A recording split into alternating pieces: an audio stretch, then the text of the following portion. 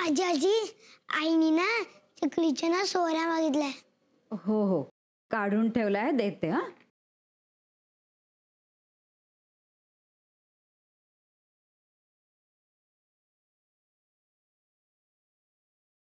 हा घे। आजी आईने विचारला तुम्हाला परत कधी हवाय? काही घाई नाहीये। पण तुम्ही चकल्या कधी करणार? नाही करणार यावर्षी। मग तुम्ही लाडू आणि शंकरपाळी तरी करणार का? नाही करणार, दिवाळीच नाही करणार। म्हणजे? नाही काही नाही। जा आईला सांग काम झाल्यावर सावकाश द्या, काही घाई नाहीये। हा बरं थँक्यू। का कोण जाणे यावर्षी दिवाळी येऊच नाही असं वाटतं। नको तो आनंद, नको ते सोहळे। ए आई माफ कर ना,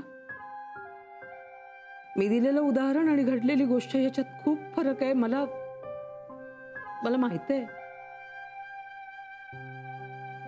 जे काही केलं ना ते सगळ्यांच्या हितासाठीच केले। विक्रांतला त्याची शिक्षा झालेलीच आहे, रोज भोगतोय तो ती। शिक्षा भोगल्यानंतर परिस्थिती बदलायला हवी ना आई। ए आई माफ कर ना, राग नको ना ठेवूस। मोहनला पण एकदा शिक्षा देऊन मग माफ केलं होतंस तू। विजयाच्या बाबतीत पण तू माफी केली होतीस, विक्रांतच्याच बाबतीत एवढी कठोर का होतेस तू? त्याची अवस्था एखाद्या बेटासारखी झाली, अगदी एकटा पडलाय ग तो। मोनिका समोर त्याला अपराधी वाटतं म्हणून तिच्या समोरही तो बोलू शकत नाही। घरातली नेहमीची माणसं त्याला परक्यासारखी वागतात। हॉस्पिटलमध्ये येतो, निव्वळ कर्तव्य म्हणून काम करतो। हे जर सगळं असंच चालू राहिलं तर त्याच्या मनावर किती खोलवर परिणाम होईल। किती काळ एक माणूस आपल्या जुन्या आठवणींवर जगेल? भूतकाळात जगू नये, पण वर्तमान हा असं आहे, भविष्याचं माहित नाही। हे असं का जगायचं विक्रांतने? तर माफ कर ना प्लीज। आजी I know how you feel,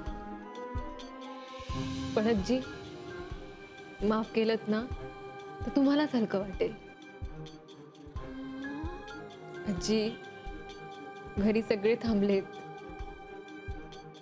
त्यांना दिवाळी साजरी करायची आहे, पण सगळ्यांसोबत। सणासाठी म्हणून नाही, पण तुमच्या सगळ्या शंका दूर झाल्या असतील तर। नाही थांब मनसी, आईच्या सगळ्या शंका दूर झालेल्या नाहीये, त्या मी दूर करते।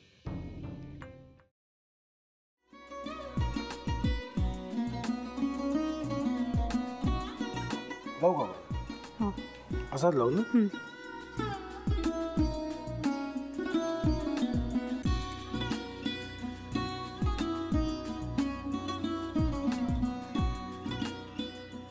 आता काय करायचंय? आता आपण ड्राय स्टफिंग दुसरं काय करणार आपण त्यात? आपण ह्याच्यात मेयोनीज न टाकता बाकीचे सगळे साहित्य टाकायचे। अच्छा हे सगळं? ऋतू माझा तर विश्वासच बसत नाहीये। म्हणजे अगं बहिणी आमचं लग्न व्हावं म्हणून किती प्रयत्न करत होती, आणि ते सगळं करताना ती शिवच्या आम्हाला माहिती पुरवते। नाही मला नाही वाटत। गौरी खूप चांगली असतो म्हणून तुला सगळं जगत चांगलं दिसतं, पण शिव उगाच बोलला असेल का? त्याच्यावर विश्वास नाहीये का तुझा? शिववर पूर्ण विश्वास आहे मी तुम्हाला, पण तो आता हे जे काही करतोय ना, म्हणजे निशा बहिणी समोर त्या राधिका सोबत फिरण्याचं नाटक वगैरे, ते त्याचा काही उपयोग होणार नाहीये। अगं असं कसं म्हणतो?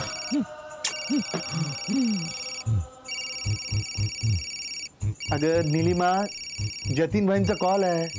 हो माहितीये, रिसीव कर ना।